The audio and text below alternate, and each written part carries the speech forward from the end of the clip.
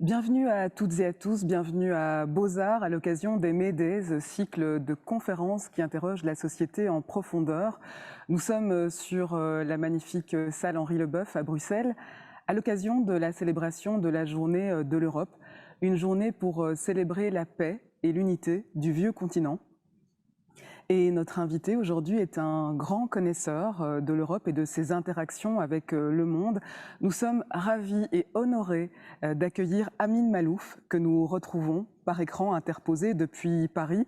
Merci beaucoup d'être avec nous. Merci Safia. Alors, Amin Malouf, on ne vous présente plus, mais si vous me permettez, on va quand même essayer de le faire un petit peu et brièvement. Et évidemment, ce ne sera pas exhaustif, c'est impossible de le faire en quelques secondes. Mais vous êtes auteur, journaliste, sociologue et profondément humaniste aussi. Vous êtes né au Liban, vos premières années se passeront en Égypte et vous apprenez à lire en arabe. Et de retour au Liban, vous allez à l'école catholique jésuite et vous apprenez la langue française. Journaliste, reporter dans un grand quotidien à Beyrouth, vous partez à 26 ans vivre en France lorsque la guerre civile éclate. Ayant grandi dans une famille aux religions mixtes, vos personnages seront toujours empreints de ces questions d'identité qui sont caractérisées par vos expériences de guerre civile et d'immigration aussi. Vous publiez votre premier essai, Les croisades vues par les Arabes en 83. Vous obtenez le prix Goncourt en 93 pour votre ouvrage Le Rocher de Tagnos et vous devenez un immortel. Vous rentrez à l'Académie française en 2011 et en 2019, vous publiez Le naufrage des civilisations dont il sera beaucoup question aujourd'hui, un essai autobiographique, voire holistique, qui analyse le bouleversement moral du monde à travers l'actualité et l'histoire. Alors pour cet entretien, je vous promets, Amin Malouf, un voyage pas trop mouvementé quand même entre l'Europe, le monde arabe et les États-Unis. J'espère que vous êtes prêts. Avec plaisir. Alors d'abord, dans ce contexte particulier, puisqu'on vit un moment inédit, comment est-ce que vous allez, si on peut vous le demander? Écoutez, je vais bien. Euh, sur le plan purement personnel, j'allais dire égoïste, euh, je, je ne redoute pas la solitude, je ne redoute pas ces périodes où on reste longtemps chez soi, enfermé dans son bureau. C'est un peu ma vie habituelle et je n'en souffre pas. En revanche, j'ai autour de moi beaucoup de gens, des amis qui ont souffert de cette pandémie. J'en ai perdu quelques-uns. Donc, c'est un mélange de sérénité et d'inquiétude. Justement, on est là pour essayer de trouver un peu un chemin et des perspectives pour l'après. On est là aussi pour parler d'Europe et on sait à quel point l'Europe a été fragilisée ces temps-ci par beaucoup de crises, des crises qui perdurent comme la crise migratoire, le Brexit ou la crise sanitaire. Comment est-ce que vous voyez ce monde d'après? Est-ce que vous envisagez des pistes d'espoir? Euh, il me semble que la période que nous traversons est une période de changement, c'est évident. C'est évident que le monde d'après la pandémie ne sera pas identique à celui qui est avant. Il y a une rupture. Mais nous sommes encore au milieu et c'est difficile de voir ce que va être la période d'après. De l'espoir certainement, mais en même temps, on va dans un monde où il y a des tensions de plus en plus grandes, peut-être même une nouvelle guerre froide. Euh, L'Europe, à mon avis, doit jouer de, d'un rôle pacificateur. Je crois que, comme alors que dans la première guerre froide, l'Europe était un champ de bataille, la ligne de partage passée par l'Europe, aujourd'hui, dans le grand conflit qui se présente principalement entre les États-Unis et la Chine, je pense que l'Europe doit être une force de sagesse pour calmer les choses, pour éviter le pire. Alors, justement, l'Europe doit être une force de sagesse, comme vous dites. La Commission européenne a lancé récemment un site et un prix qui consacre un nouveau Bauhaus européen en référence à la célèbre école allemande du design et d'architecture du début du XXe siècle. C'est un projet qui est destiné à allier durabilité et style. Est-ce que pour vous, c'est un effet d'annonce, justement, par rapport aux grands problèmes qui nous entourent, ou est-ce qu'on a quand même besoin de se projeter et d'attirer un public qui soit créatif et peut-être plus ancré dans la société civile? C'est toujours une bonne chose euh, de, d'imaginer des, des voies d'unité et surtout des voies qui se réfèrent à la culture et à l'art. Donc, c'est en soi une bonne chose. Pour ma part, je regarde ce qui se passe en Europe avec à la fois beaucoup d'attentes et en même temps une pincée quand même de déception. Pour tout vous dire, moi, je suis quelqu'un qui aurait voulu que l'Europe s'unisse d'une manière beaucoup plus forte qu'elle ne l'a fait. Mon rêve aurait été d'avoir des États-Unis d'Europe.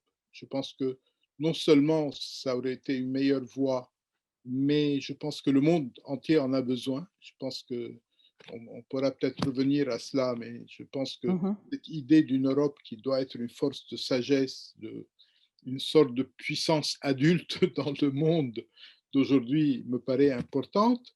Je crois que l'Europe ne s'est pas donné les moyens de jouer un rôle de premier plan. Et donc, cela, je le regrette un peu, de même que je regrette évidemment le Brexit. Et je ne me laisse pas convaincre par tous ceux qui disent que l'Angleterre a toujours été à part. Ce n'est pas vrai. Je pense que c'était à l'Europe de garder l'Angleterre. C'était à l'Europe de convaincre les Anglais qu'ils devaient rester là. Et on ne l'a pas fait. Et on a échoué dans cela. Et il ne faut pas se leurrer. C'est un échec pour le projet européen. On parlait de ce Bauhaus européen avec parfois des forces qui sont externes, mais parfois des forces aussi qui sont internes et dissonantes. Par exemple, une pétition a été lancée contre ce terme de nouveau Bauhaus par des artistes, par des enseignants, des chercheurs qui estimaient que ce terme n'était pas suffisamment inclusif, beaucoup trop occidental et eurocentrique justement. Comment vous voyez ce genre de mouvement qui s'exprime notamment via les réseaux sociaux? Je n'ai pas suivi ce débat. Je pense que pour les gens qui sont dans l'univers de l'art, de l'architecture notamment, c'est un terme qui a beaucoup de force. Euh, euh, je suis sensible au fait qu'il est nécessaire d'inclure dans notre vision du monde et dans tous les domaines des expériences venues de partout. Et donc, sur ce plan, c'est une question de principe, je pense que c'est important. Je ne suis pas, en revanche, très en faveur de la critique systématique qui, à chaque fois qu'il y a une initiative, essaie de la saper en disant oui, mais il aurait fallu faire ceci et cela. Bon, apportons quelque chose de plus, faisons quelque chose de plus, élargissons, mais la récrimination continuelle, ce n'est pas quelque chose qui me parle beaucoup. Donc là c'est une attitude personnelle générale. Je n'ai pas suivi ce débat en particulier. Oui, mais il fait écho effectivement à des tas d'autres débats du même genre. Donc je pense qu'il fallait pas être un grand, enfin, se concentrer beaucoup sur la question pour pouvoir y répondre. Mais ça me fait penser à une autre notion qui est celle du mythe justement de l'homogénéité, qui serait peut-être aussi un des fondements du mal contemporain. Dans votre livre, vous vous remémorez quand même avec une nostalgie, avec une très belle nostalgie, l'idéal levantin. Hein, je lis tel que les miens l'ont vécu et tel que j'ai toujours voulu le vivre, exige de chacun qu'il assume l'ensemble de ses appartenances et un peu aussi celle des autres. Est-ce que c'est ça qui nous manque un peu aujourd'hui, Amin Malouf? C'est vrai que pour moi, et bon, pour des raisons historiques que vous connaissez, c'est cet idéal levantin a une importance et suscite une certaine nostalgie. En même temps, il est vrai que le monde levantin tel qu'il a existé était fondé sur des rapports inégalitaires, sur la réalité coloniale, et il ne s'agit pas de l'ignorer. Je pense simplement qu'on peut parfois sortir des rapports inégalitaires et des rapports malsains que crée une situation coloniale d'une certaine manière, comme je donne l'exemple dans mon livre de Mandela, qui, à partir d'une situation d'oppression, d'une inégalité profondément scandaleuse qu'il y avait dans l'Afrique du Sud de l'apartheid, a réussi à le surmonter par une sorte de générosité, de force d'âme, et, euh, et c'est une chose qu'on n'a pas réussi ailleurs.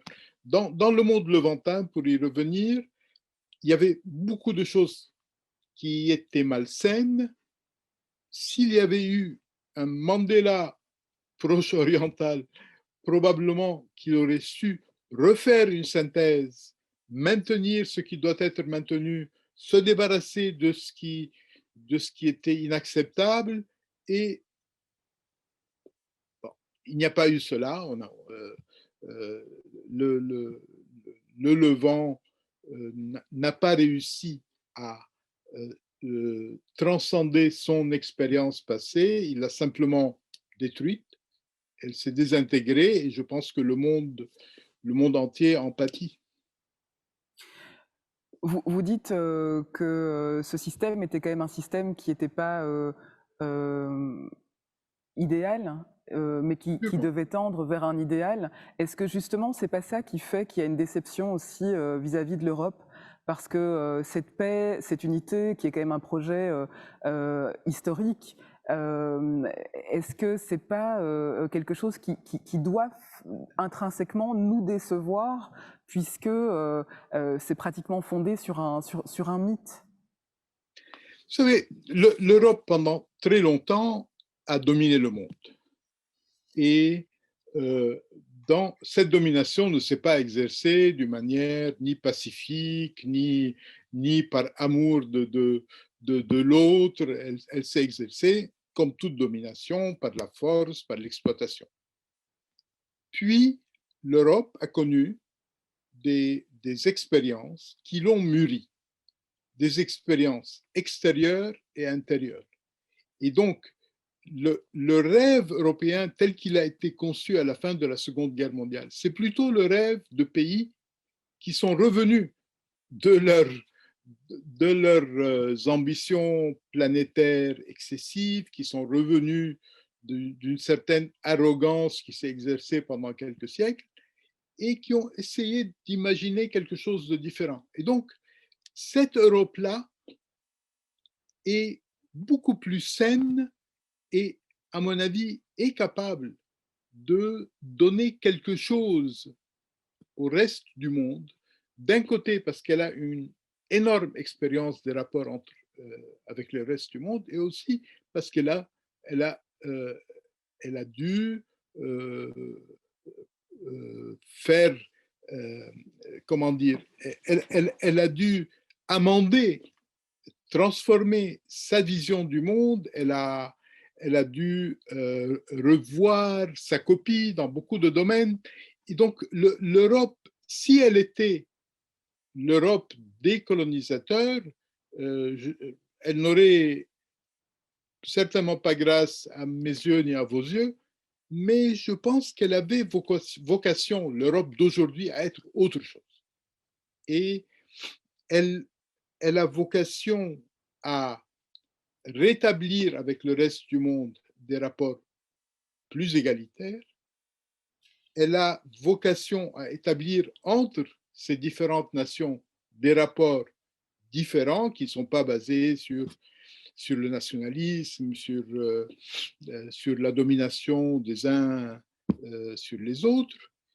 Elle a vocation à jouer un rôle d'apaisement par rapport aux États-Unis, par exemple, eux, ont gardé un peu de cette arrogance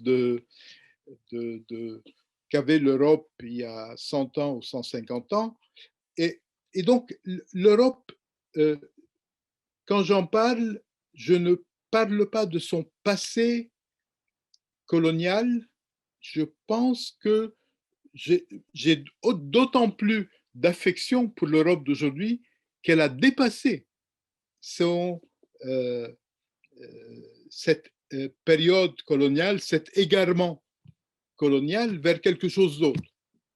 Pas complètement, pas partout, mais dans l'ensemble. Vous, vous disiez votre attachement à l'Europe. Aujourd'hui, il y a un immense plan de relance qui va permettre de lever une dette commune pour subventionner les États les plus frappés par la crise. C'est considéré quand même comme un accord historique, même s'il y a des concessions qui ont dû être faites en fonction des demandes des États qu'on dit frugaux. Est-ce que ça, c'est pas quelque chose qui redonne justement de l'espoir et le fait de croire encore en ce projet européen pour vous, Amin Malouf? Je pense que c'est une bonne chose, mais ce n'est pas spécifique à l'Europe. Je pense que ce que nous venons de traverser, la grande crise sanitaire qui s'est accompagnée d'une secousse économique dont on n'a pas encore mesuré toutes les conséquences, impose à tout le monde euh, de changer d'attitude et de se préoccuper de certaines inégalités qu'on ne voyait pas avant ou auxquelles on n'attachait pas beaucoup d'importance. Ce qui me frappe, par exemple, c'est ce qui est en train d'arriver aux États-Unis, où pendant si longtemps, on a dit que le problème, c'est l'État, qu'il fallait réduire l'importance de l'État, les empiètements de l'État. Vous connaissez la phrase de Reagan qu'on a si souvent répétée.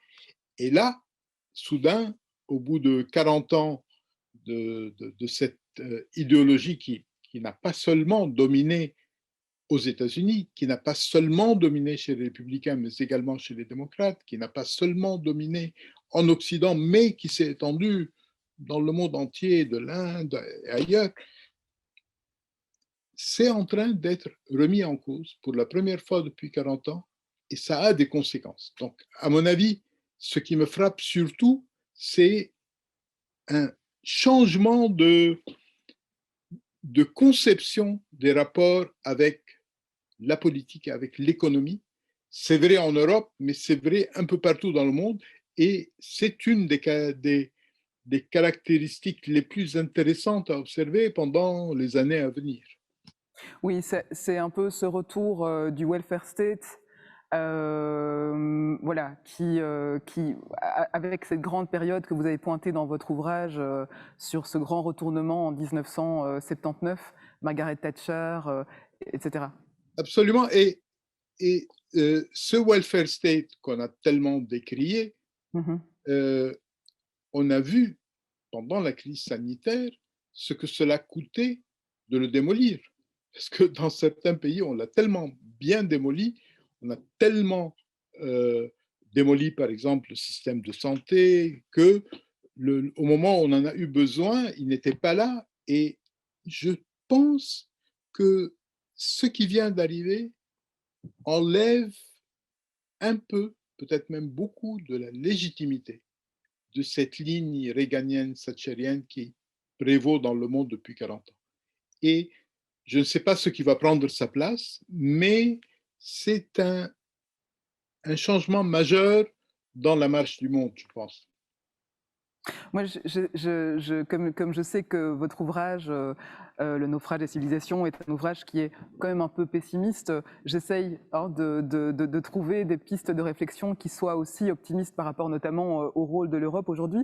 Et je me disais aussi sur d'autres questions, par exemple, qui touchent au LGBT, l'Europe peut aussi apparaître comme un garde-fou, notamment dans la question des financements, où elle a refusé à la Pologne de financer 6 villes polonaises qui s'étaient déclarées zones sans LGBT. Est-ce que là aussi, on peut trouver des garde-fous et des perspectives pour avancer un peu plus ensemble et faire réfléchir? Parce que ça pourrait être pire, on pourrait se dire que ça pourrait être pire. Je n'ai aucune tentation de désespoir pour ma part. J'essaie de regarder le monde avec lucidité et en même temps, je cherche toujours des voies d'espoir. Et s'agissant de l'Europe, encore plus qu'ailleurs, ma critique de l'évolution de l'Europe aujourd'hui, c'est simplement qu'elle ne va pas assez loin. Ma critique, c'est que l'Europe aurait dû se donner les moyens de jouer un rôle de premier plan dans le monde plutôt que de jouer les seconds rôles. Et je crois qu'elle aurait dû se donner les moyens de jouer ce rôle. Et ce que vous dites, c'est vrai, et dans beaucoup de domaines, l'Europe est une force de sagesse, de raison, d'équilibre. Elle n'a pas toujours été par le passé, elle a même parfois été l'inverse, mais elle est devenue cette force-là. Et je pense que c'est pour cette raison, et uniquement pour cette raison, que j'aimerais qu'elle joue un rôle plus important dans le reste du monde. Alors, il y a un autre thème qui vous préoccupe dans cet ouvrage, en fait, qui est le thème central de cet ouvrage. Pour vous, le marasme politique actuel s'explique aussi principalement par la dérive du monde arabo-musulman depuis 50 ans. Est-ce qu'on peut faire un lien avec ce qui est en train de se passer aujourd'hui? Est-ce que c'est possible aujourd'hui en 2021? Ce qui arrive dans le monde arabo-musulman, à mes yeux, est d'une grande tristesse. On regarde d'autres régions du monde, bon, il y a des hauts et des bas, il y a des pays qui ont longtemps souffert, et puis soudain, ils se sont repris. Il y a des pays qui ont été dans le sous-développement, la pauvreté, et puis peu à peu, ils ont remonté la pente. Ce dont je suis profondément persuadé, c'est que le monde arabe a les moyens de résoudre beaucoup de problèmes.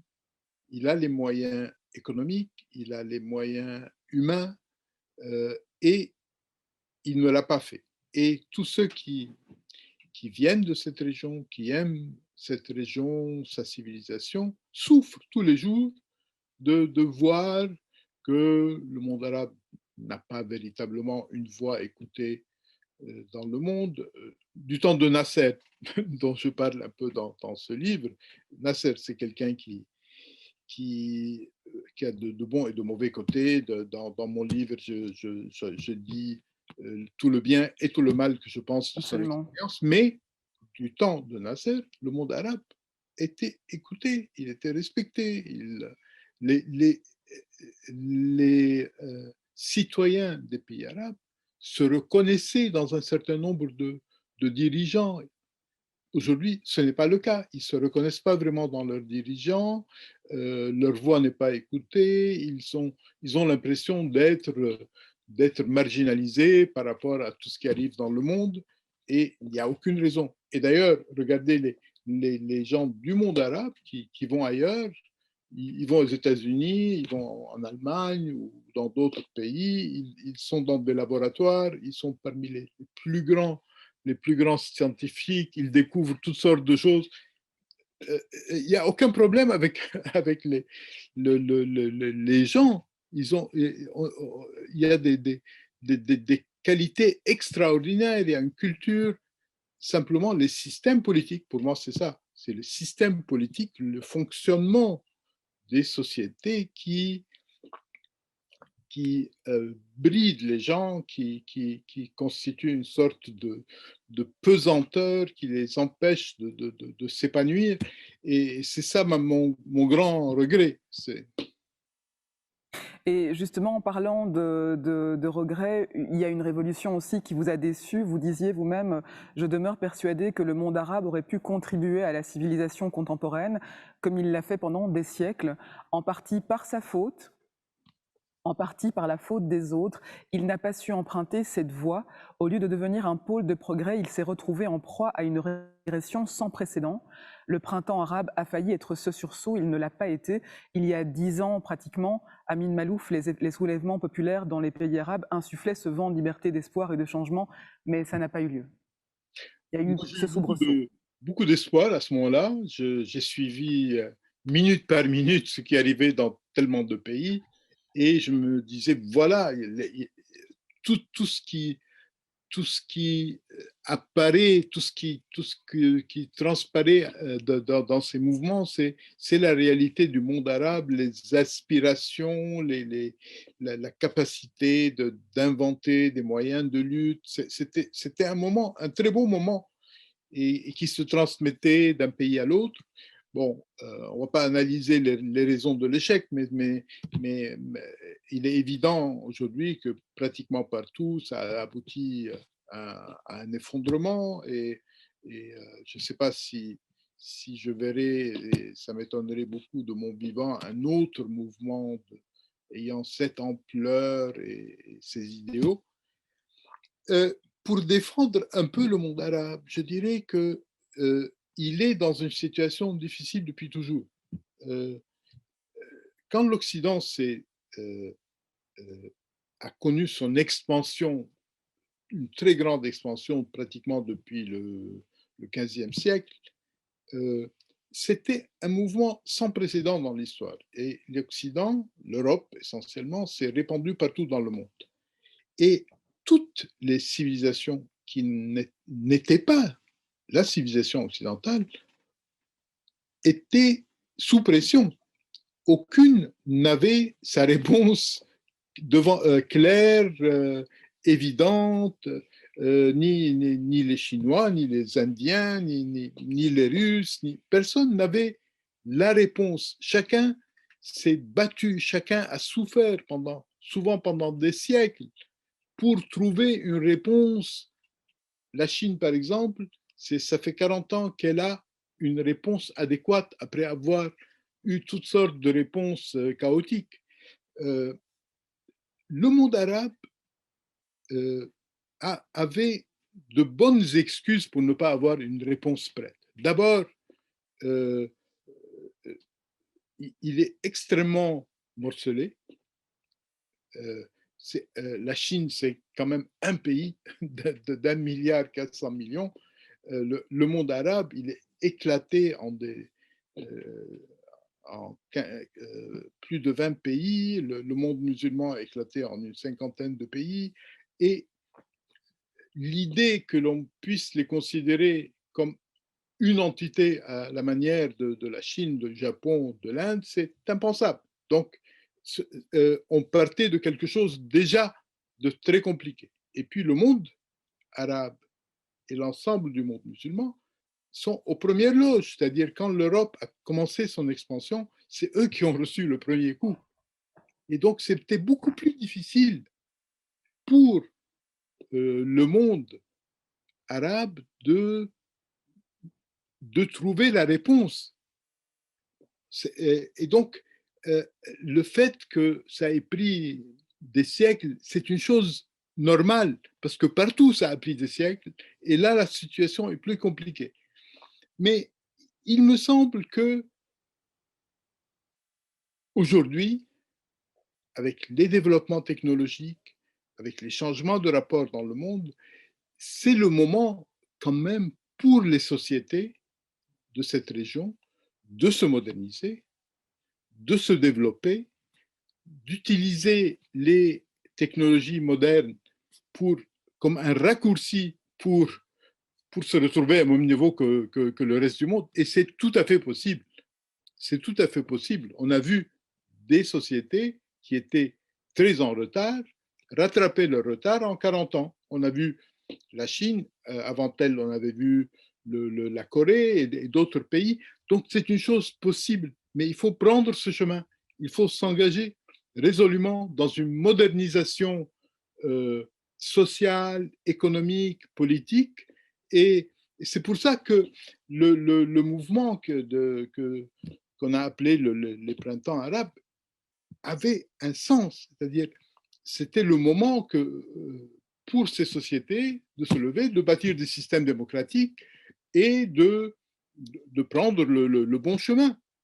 Et malheureusement, les pesanteurs politiques, les régimes en place, les divisions La communautaires répression. dans les pays ont fait que ça s'est retombé. J'espère que ce n'est pas qu'on ne va pas attendre encore deux générations avant que ça reprenne, parce que ça devient quand même une anomalie dans le monde, ce qui arrive dans le monde. Vous prenez tous les pays arabes, il n'y a pas une vraie démocratie pratiquement, ou très peu.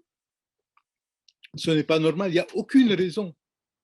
Il n'y a aucune raison. Les aspirations sont les mêmes. Les aspirations des peuples sont les mêmes partout dans le monde. Partout. Et donc,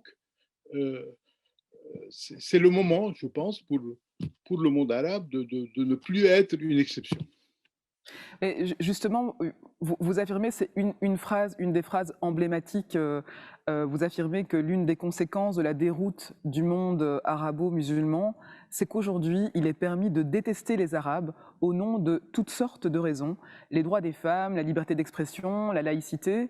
Est-ce que vous pouvez développer? C'est très emblématique comme phrase. Vous savez, moi je vis en France depuis 45 ans. Quand je suis arrivé, lorsque quelqu'un disait quelque chose contre les Arabes ou les musulmans, on disait tout de suite, et c'était une évidence, que c'est quelqu'un qui est un nostalgique de l'époque coloniale ou un raciste ou un xénophobe.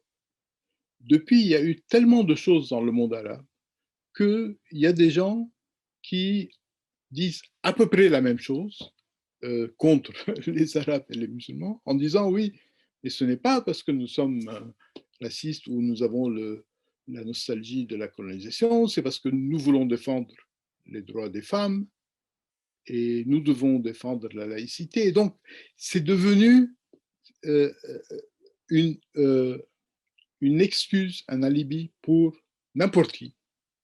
On peut aujourd'hui, on entend toutes sortes de choses contre les Arabes, et c'est très difficile pour quelqu'un euh, qui aime cette civilisation, qui veut la défendre, de s'opposer à ce mouvement. Enfin, je ne sais pas si vous le sentez de la même manière là où vous êtes et où là je suis.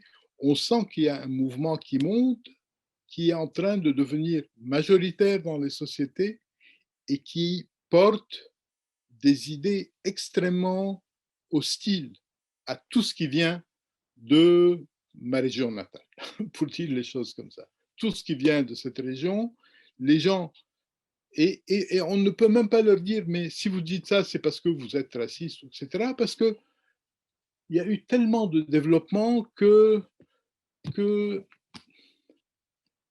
les gens se sentent le droit de dire n'importe quoi et tout passe. Tout passe parce que parce qu'il y a eu des dizaines d'années de violence, souvent de violence complètement incompréhensible, de gens qui tuaient dans la rue des innocents et en proclamant qu'ils le font au nom de la foi, etc. Ce qui fait que tout, tout l'effort pour défendre le monde arabe, sa culture, son passé, sont minés, sont sapés. Et, et, et donc, euh, et ça affecte l'atmosphère intellectuelle et politique de tous les pays. Je crois que c'est une réalité. Je ne sais pas si vous le sentez de la même manière que moi. Moi, je sens qu'il y a une dérive même dans les pays qui ont la plus grande tradition d'ouverture, il y a une dérive extrêmement inquiétante vers, vers une hostilité quotidienne, euh, profondément ancrée à tout ce qui vient de ma région natale. Et, et, et on a le sentiment que c'est une tendance qui ne va pas s'arrêter, qui est même en train de s'amplifier. Et qui est en train de s'amplifier. Là, on le voit en ce moment. Vous parlez de votre région natale. Il y a un embrasement à nouveau à Jérusalem-Est, où on a 205 Palestiniens et 17 policiers israéliens qui ont été blessés, des manifestations qui ont été liées à l'expulsion de familles palestiniennes au profit de colons israéliens qui ont dégénéré. Cet idéal levantin, il semble loin. Amin Malouf, qu'est-ce que ça vous inspire, cette situation? Quand le Levant, c'est entre autres le lieu de naissance des trois grandes religions monothéistes. Si le monde, dans son ensemble, voyait, en regardant cette région, un exemple de coexistence harmonieuse entre les adeptes de ces trois religions, je pense que ça diffuserait dans le monde entier des, entre guillemets, des ondes positives. Quand on regarde vers cette région et qu'on voit uniquement des exemples de conflits, de massacres, de détestation mutuelle, qu'est-ce que ça renvoie dans le reste du monde? Ça renvoie l'image que d'une impossibilité de vivre ensemble. Et je suis persuadé que la dégradation dans les rapports au sein de toutes les sociétés à travers le monde sont en partie liés à, à ce catalyseur de la détestation qui est le Levant d'aujourd'hui. Et, et donc, est-ce qu'on pourra, dans les années à venir, reconstruire quelque chose, recommencer à vivre en paix et dans une situation où chacun aura sa dignité préservée? Je ne vois pas aujourd'hui de solution. Je n'ai pas le sentiment qu'on va vers une solution. Et donc, la détérioration continue. Vous avez l'exemple que vous avez cité à Jérusalem. Moi, je regarde mon pays natal, le Liban, et j'ai d'autres exemples de cet effondrement du Levant qui atteint des niveaux impensables il y a quelques années encore. Et, et tout cela, ça ne vous étonnerait pas, ça vous étonnera pas que je dise que ça provoque chez moi une profonde tristesse, une perpétuelle tristesse. Vous dites justement, aujourd'hui, tous les dérapages sont désormais possibles et aucun pays, aucune institution, aucun système de valeurs ni aucune civilisation ne semble capable de traverser ces turbulences en restant indemne. Pourtant, on le voit aujourd'hui du côté des États-Unis avec l'arrivée de Joe Biden et Kamala Harris.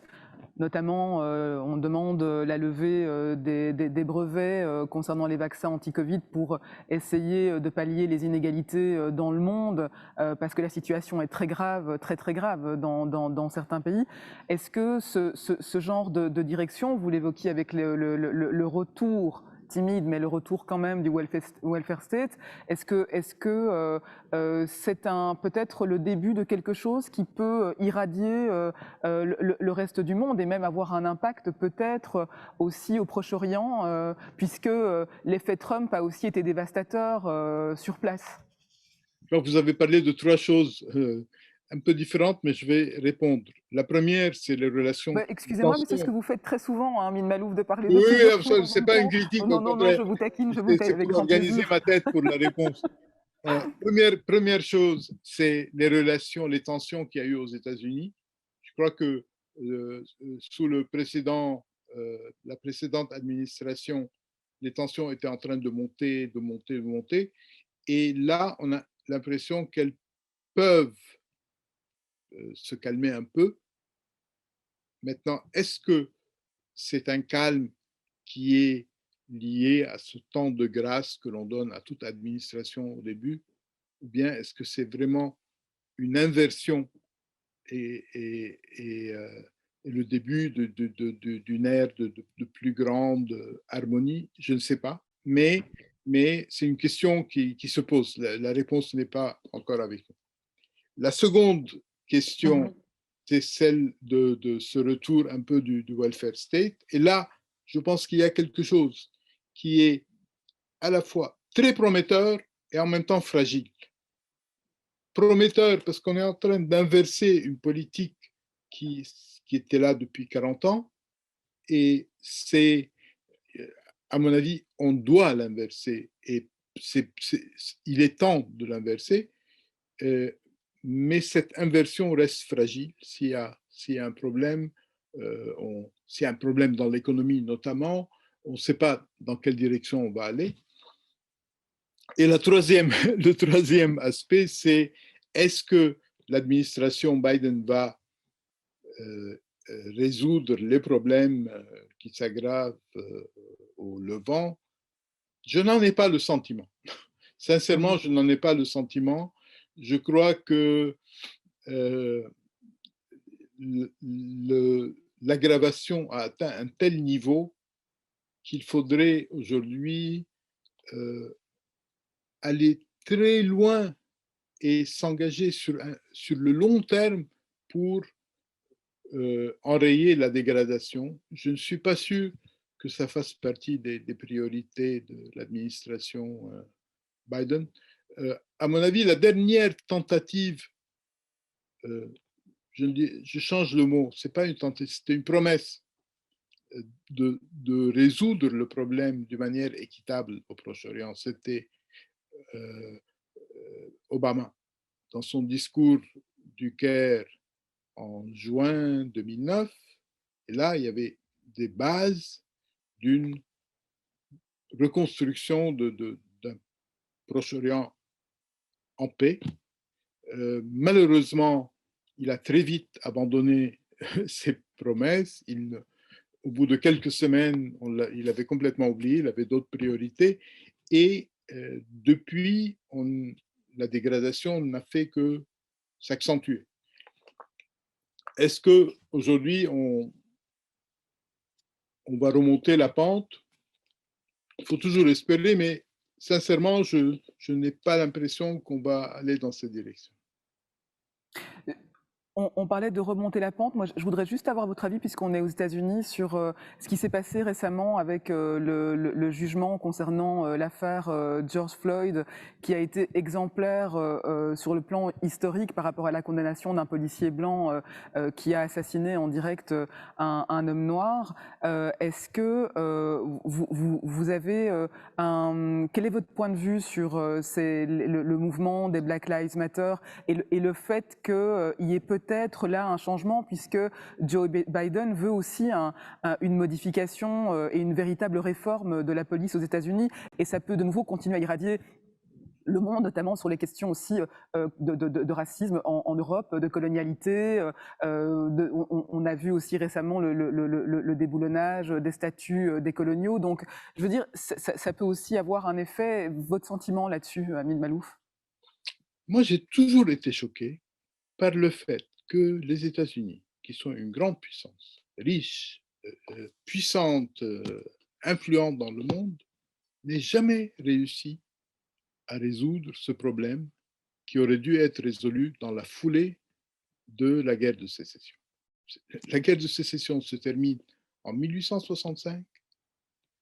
On aurait dû, depuis très longtemps déjà, intégrer la population noire, lui donner ses chances, ne pas rester constamment dans, dans cette sorte de semi-ségrégation, de discrimination. C'est une forfaiture majeure.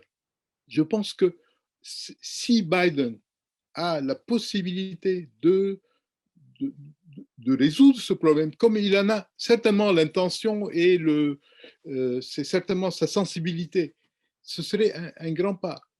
Je ne comprends pas comment 150 ans après la fin de la guerre de sécession, il y a encore des États où les Noirs ne parviennent pas à voter et parce qu'on trouve toutes sortes de tracasseries pour les empêcher de s'inscrire sur les listes électorales.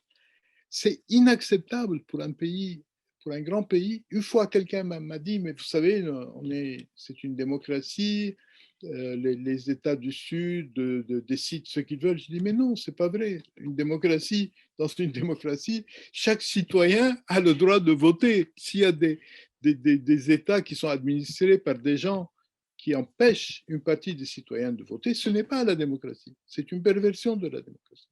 Je pense sincèrement que les États-Unis avaient et ont aujourd'hui plus que jamais le devoir de régler de manière harmonieuse ce problème qui ne cesse de s'envenimer, qui s'est doublé d'un problème de drogue, de gang, etc. C'est incompréhensible, c'est un échec majeur de ce pays qui, par ailleurs, est une des grandes réussites de notre monde sur le plan de la technologie. Ils font plus que n'importe qui d'autre sur le plan de la liberté d'expression, etc. Mais dans ce domaine, c'est un échec majeur et ils ont le devoir d'urgence d'en finir avec cet art sur, dans leur démocratie. Les inégalités perdurent aussi dans les imaginaires, la manière dont on continue à représenter les uns et les autres. Vous dites qu'il faut aller rencontrer l'autre dans la subtilité. Est-ce que vous pensez que la culture peut être une réponse justement à ces grands dérèglements? Moi, je le crois. Je crois que l'un des drames majeurs de beaucoup de pays, c'est l'ignorance et l'obscurantisme. Je pense que la culture est la voie de la solution. Quand des populations n'arrivent pas à vivre ensemble, qu'elles fonctionnent les unes avec les autres sur la base de préjugés, je pense que la seule manière de dépasser ces préjugés, c'est de connaître l'autre en profondeur. En profondeur, c'est-à-dire de connaître l'autre par son histoire, sa littérature, son art, sa langue. C'est cela, c'est comme cela qu'on peut connaître l'autre. Et je pense que c'est un grand programme qui doit s'étendre sur des générations, mais nous sommes dans un monde où il y a des pays qui n'apprennent jamais les langues des autres et des pays qui apprennent massivement la langue des autres. Il y a des pays qui ne s'intéressent absolument pas à l'histoire des autres. Il faut pouvoir un jour dépasser cela. Il est inacceptable que les grandes figures de la littérature de ma langue natale, l'arabe, soient totalement ignorées dans le reste du monde parce que on considère que c'est une culture marginale. Je pense que si le monde est destiné à vivre